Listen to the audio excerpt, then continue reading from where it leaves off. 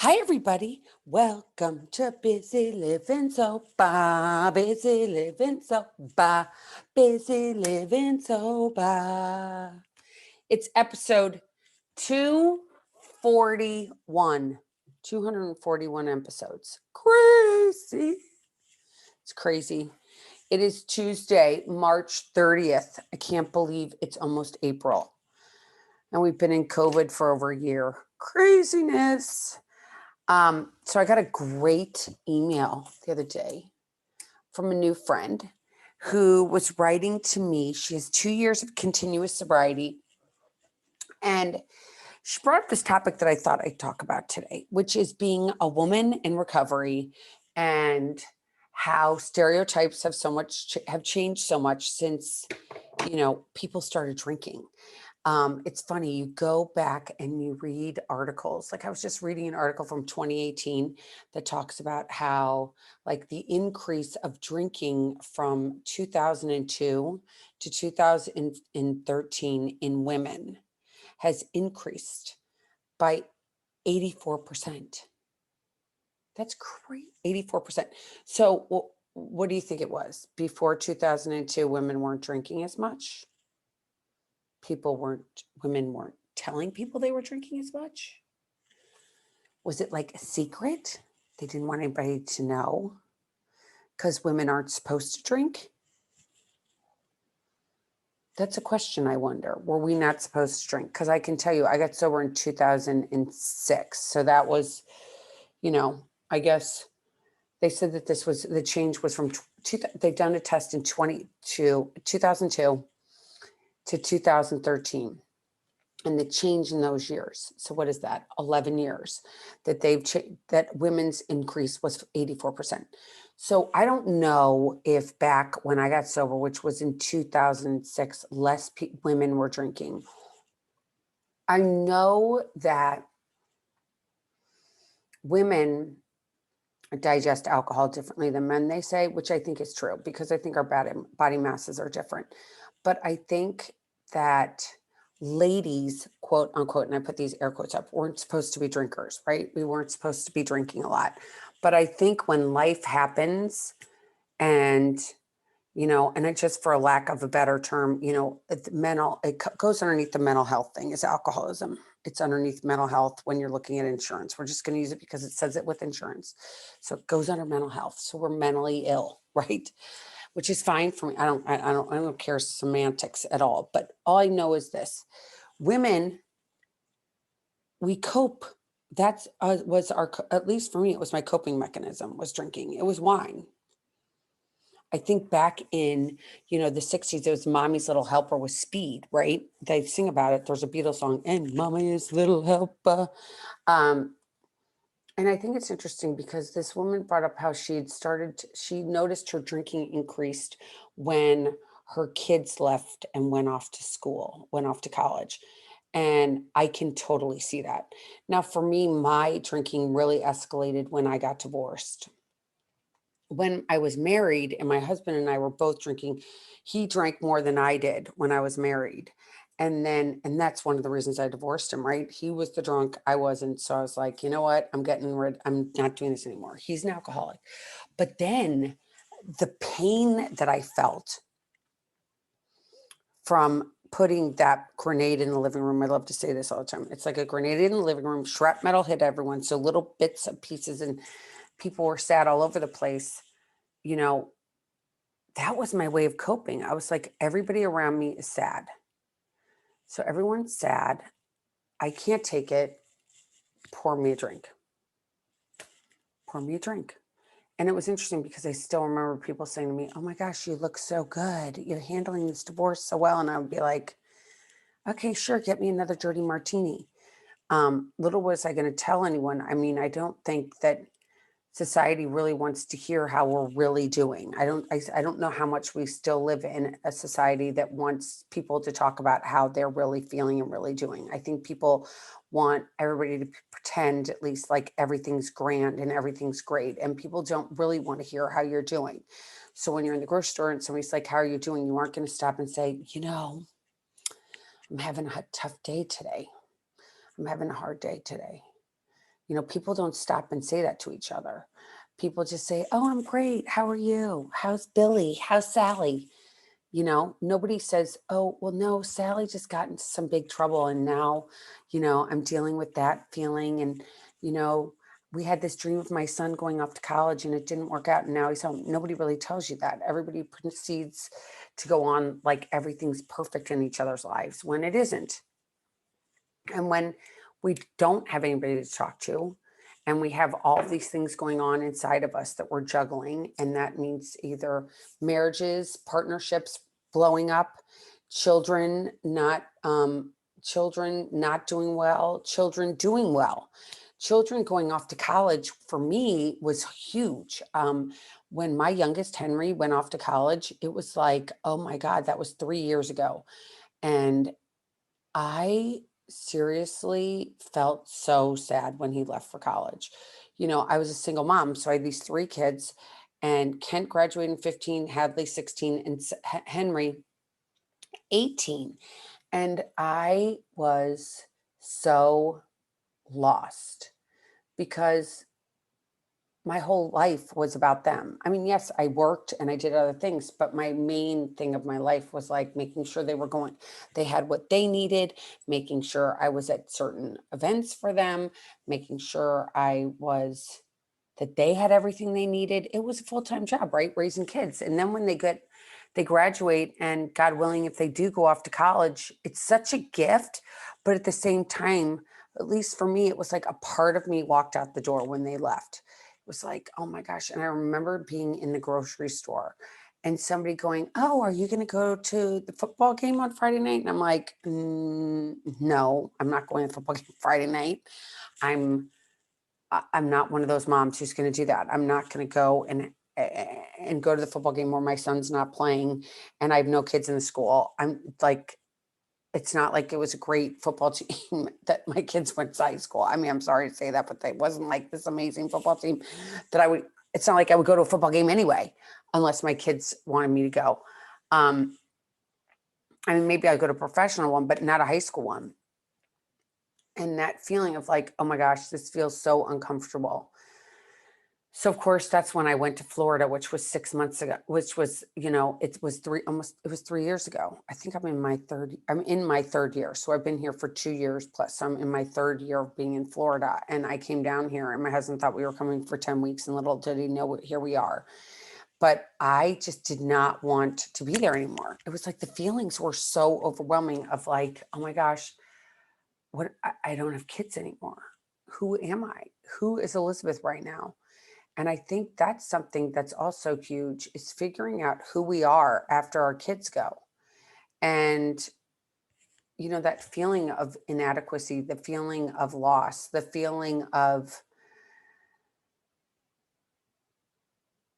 I think, aging. I think the feeling of, okay, that's part of my life is over, check.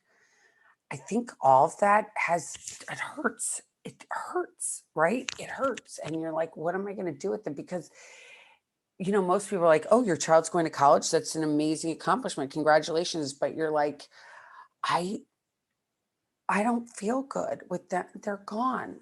Now I don't have them here to make dinner with. And if you're single, um, and you no longer have a companion, a partner, a spouse, boyfriend, whatever, girlfriend, whatever, it's so lonely. It's so lonely. And cooking dinner for one, or going from cooking dinner for a family and going down to two is really hard. I still have not gotten used to it. I don't like it. To be complete, I don't like it. I'd rather order a pizza. It's not great for my waistline, but I'd rather order a pizza than cook dinner for two. It's not as fun to be creative. A spouse is different than a child. Your child, and at least for me, I had this relationship with my kids that it was just like, I don't know, we'd laugh at the fact that I was making chicken surprise again, and I'd be like, "What's in the surprise? It's for you to surprise." And grown men aren't really that into chicken surprise and surprises. They want like traditional things. um And the drinking for me, I wasn't drinking when mine left, but I can't imagine. I can imagine that if I were drinking, that wouldn't have been a very good time. So, this whole phenomenon of women drinking in the wine culture and, especially being sober as a woman today, you watch any of these shows, and I never really talk about this, but you watch these shows, these housewife shows, and anything like any movies or anything, there's so much drinking. I don't know if it was always like this, but especially in reality television, there's so much there's so much focus on getting drunk. So I'm just going to use, because we're in today, and what's been going on in today is like, if you watch The Housewives of New Jersey, which I tend to watch at times, I am going to admit that I watch it because I'm like, it's so, you just get lost in it, right? You watch this thing, at least for me, it's like watching a train wreck. And all these people, they just drink and drink and drink. And you watch these women like fall down on their face, and people think it's funny. I'm like, oh my God, that's just so embarrassing. Like, your kids are watching you on TV acting like that. I mean, the one nice thing I have to say is when I got sober, there weren't cell phones like there are today. There was not the cameras, thank God, because I can't imagine. But you watch that and it's like celebrated on TV. You're like, you are like, think this is great to show your kids. And one of them was joking to another one, like, oh, your daughter was doing coke in the bathroom. Like, that's not funny. I don't think that's funny. I don't think it's funny to watch. Okay, another one, The Kardashians. Okay, another reality show that's been on for 100 years. So the sisters got together this past episode, and the three of them sat around, and all they could do together was get drunk. That was their way of, I understand they were going, I mean, obviously they have relationship issues just like everybody else in the world. And their answer was to pick up a drink and get drunk. There wasn't like, all right, we're just going to talk about how we're feeling, maybe get a massage, maybe really like, how are you really feeling? And obviously you wouldn't want to put that on TV, but you've chosen to have your whole life on TV. So why would you not maybe show a healthier way of dealing with what you're going through than getting drunk? I don't know. It's kind of an idea. I know that it's, most of you don't even know this, but I was asked years ago. I was newly sober. They were going to do a Housewives of the Main Line where I used to live. And they're like, Elizabeth, do you want to come and try out for it? And I said yes on the phone. I'm like, oh, the Housewives, do you want me to go for an interview? Okay, sure, I'll be there. Literally 20 seconds went by and I called back. I'm like, no, no, no, no, I won't be there. Sorry, cancel. I can't come. Hung up the phone. I was like, there's no way. How could I ever do that? Put my kids in. For one, I was sober. And how would they find that interesting? They're going to follow me, at that point, people were going to meetings in basements. And what would you do? Follow me to the church, cameras off, me coming out of the church. And then everybody around me having to have blacked out, because it's obviously anonymous and nobody's picture would be up there except for mine. It just would be weird. I was like, not to mention, I would never want my kids, my kids would have been like, Mom, there's no way. But being a woman and being sober is so, in the beginning, I have a lot of friends that are sober and are now dating. And they're like, how do I tell? What do I do? Do I tell the person that I'm sober before I go? Mm. Or do I just go out with them and just do it anyway? What do I do? I'm dating and I'm sober. How do you go on these dating sites and do it? And I think it's kind of funny because I think a lot of you know that I met my husband on Match.com.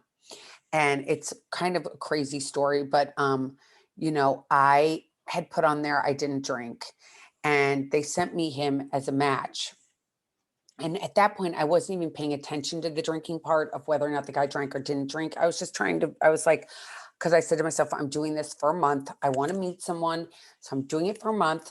And after the month, I'm going to get off. And I talked to my priest at my church, and he was like, every wedding I'm doing, Elizabeth, is from online. You have to do online. So I was like, all right, fine, I'll do online. So I go online. And so they send me him as a match. And I didn't read that he didn't drink, but when I talked to him on the phone, I could tell he didn't drink, just the way he spoke. And I was like, oh, by chance, are you a friend of Bill's? Which is what lingo for meaning that you go to a 12-step group. And he said, yes, I am. And I was like, wow. I had 7 years and he had 13. But and here we are. I'm almost at 15. I must have had less years because we've been together for whatever, however many years it was. But he was sober. And it was crazy because I was so doing this like month-long thing that I went on all these dates. I went on dates. I was kind of like, I hate to say that there's a difference between guys and girls, but for a long time there was. And guys could go on many dates, but girls never did because that wasn't a ladylike thing to do. But I did. I was like, you know what? I'm doing this. Like it's like going shopping. I'm going to have a million dates and I'm going to see who I like and who feels comfortable and who doesn't feel comfortable. And so I went and I had 2 dates for the same night. Isn't that crazy? So I went, actually, I was meeting my husband, JF, I met him in the afternoon for coffee. And then I was meeting another guy at Capitol Grill. And I'll never forget it because I met JF and he was totally cool and carried himself in a way that was just such a gentleman. And I really liked him. And I was like, he's a grown up. He's a grown up. And he was sober and had been working on himself. And the other guy I went to meet at the Capitol Grill was like 3 Maker Marks in, which is, for those of you that don't know, whiskey. And I go in there sober as a church mouse. And he's like, I'm this, I'm that. I'm like, no, you're not. You're a loser. Sorry. Sorry. I don't think this guy, I don't even remember his name. And it was just, and I don't mean he's a loser because he drank. I'm just mean that he was a loser because it was just the way he came off and he was buzzed and it just seemed so yucky, right?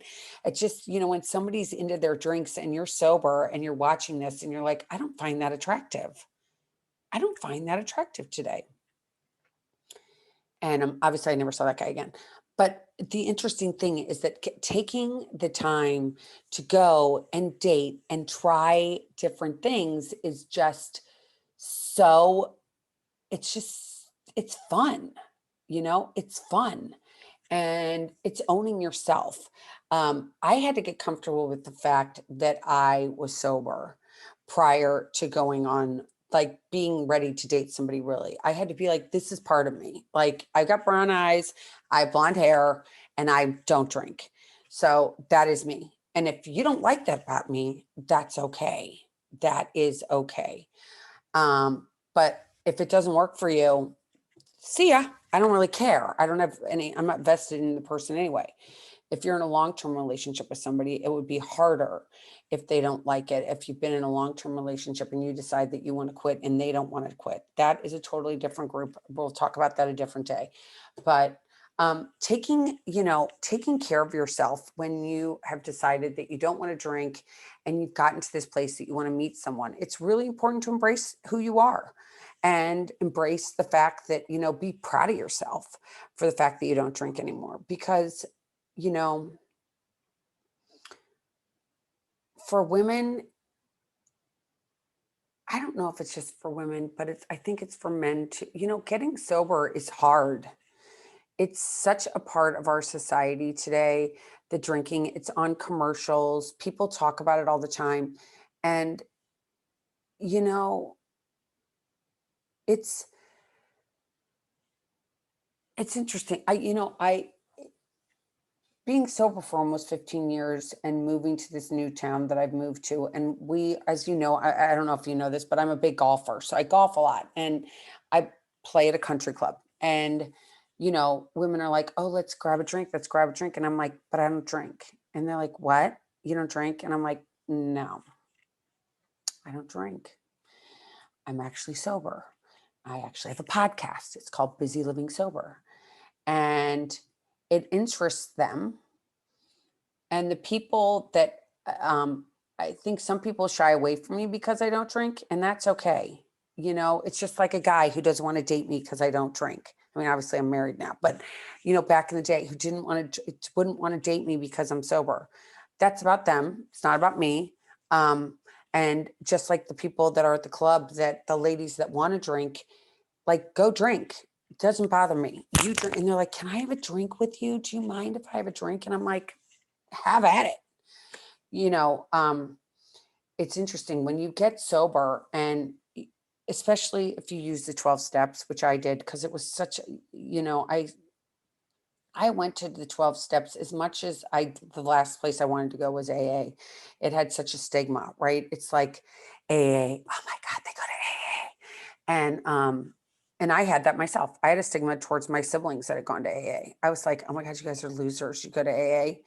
And then when it was time for me to get sober, I was like, I have to go to AA, because the reality is that I'm a social person and I want to be with like-minded people. I want to hang out with people that are also sober. So what am I going to do that? I'm going to go to these meetings and I'm going to meet people, which I've done. And I have friends that are sober and I have friends that drink. And it's about the person. It's not about whether or not they drink or not. I think that if somebody's working a program, there's sober people that say that they are sober and they don't work there. I don't want to hang out with them anyway.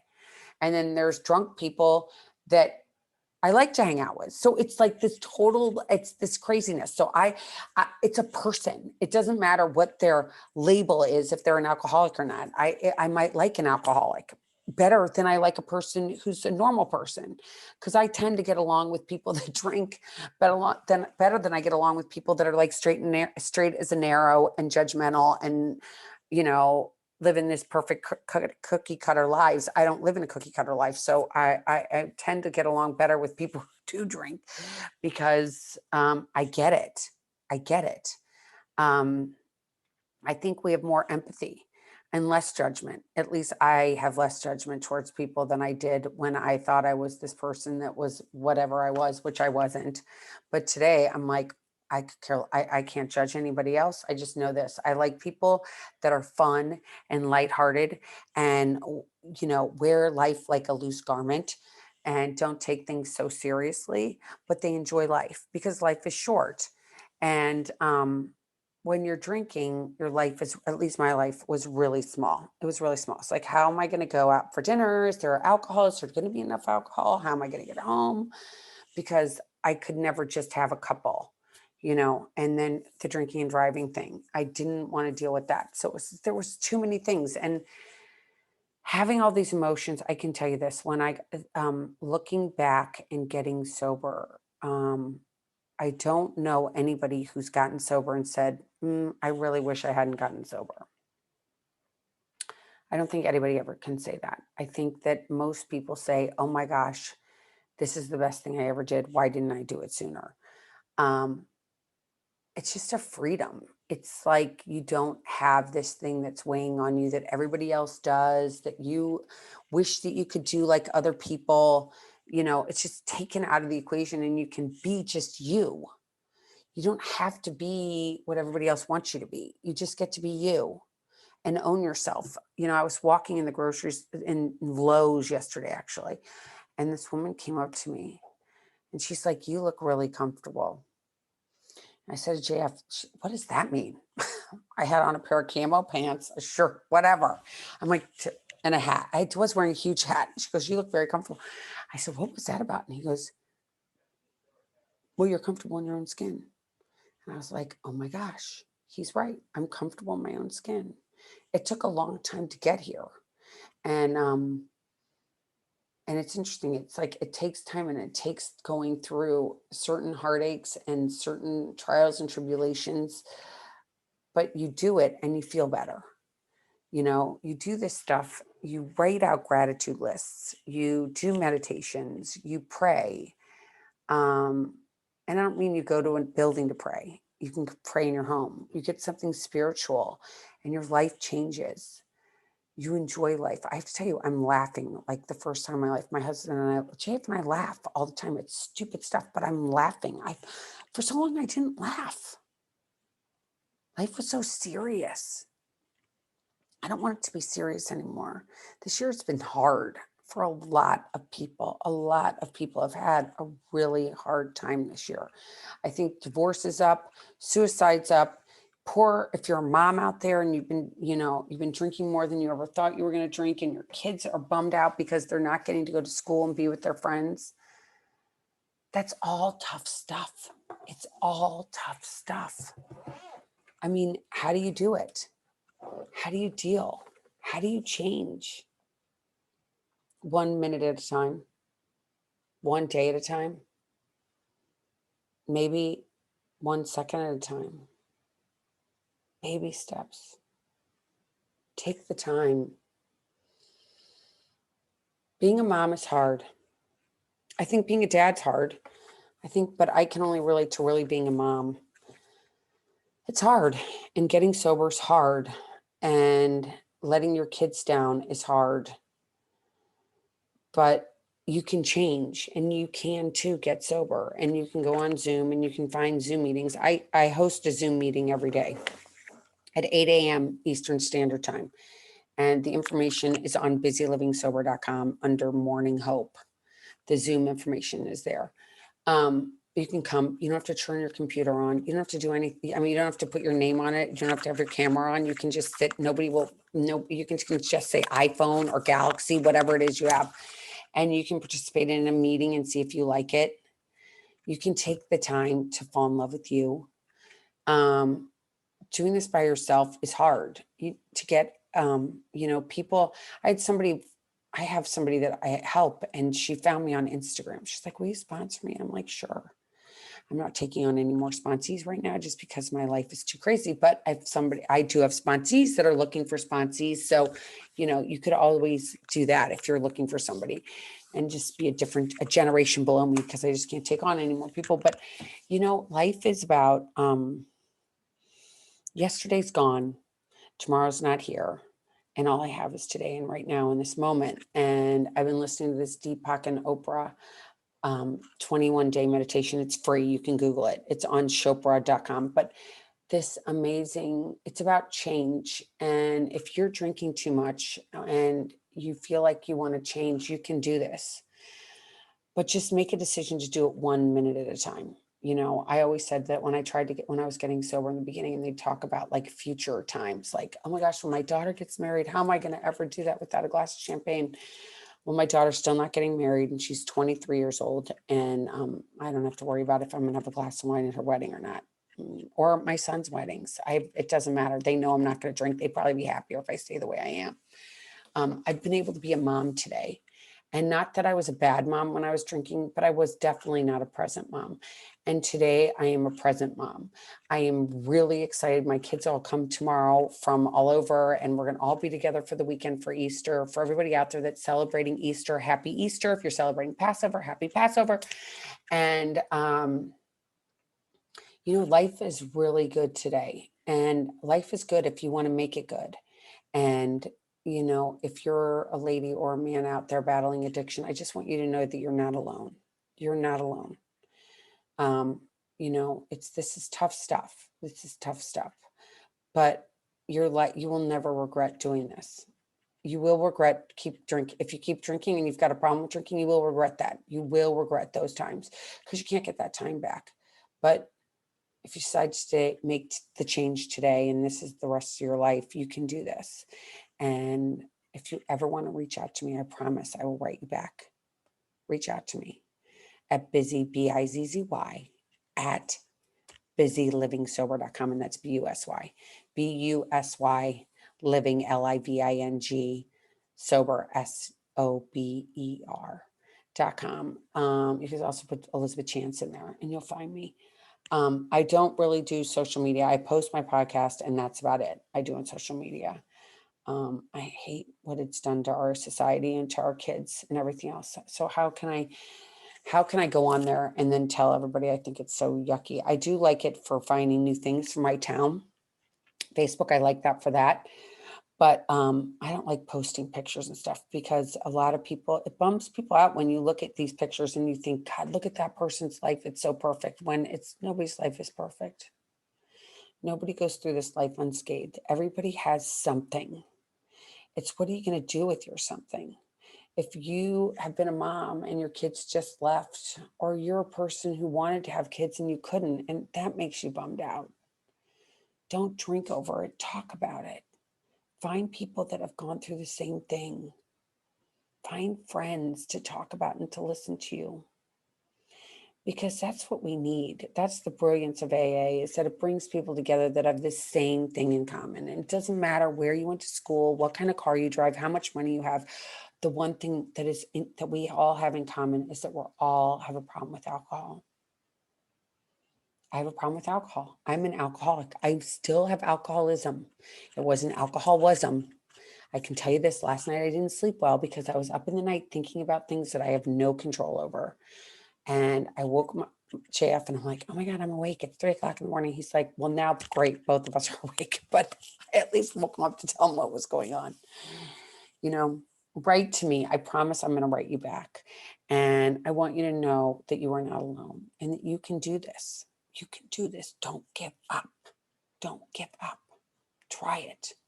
Just do it one day at a time, 1 minute at a time, 1 second at a time. And I'm going to tell you, writing this gratitude list, even if it's just grateful that you can look out the window and see green grass, because it's spring now. I hope everybody has a wonderful Easter. Eat lots of candy, lots of jelly beans, and know that you're never alone. And reach out to Busy at Busy Living Sober. And until next time, keep getting busy, living sober. Take care, everybody. Again, please write. Till next time, take care. Bye.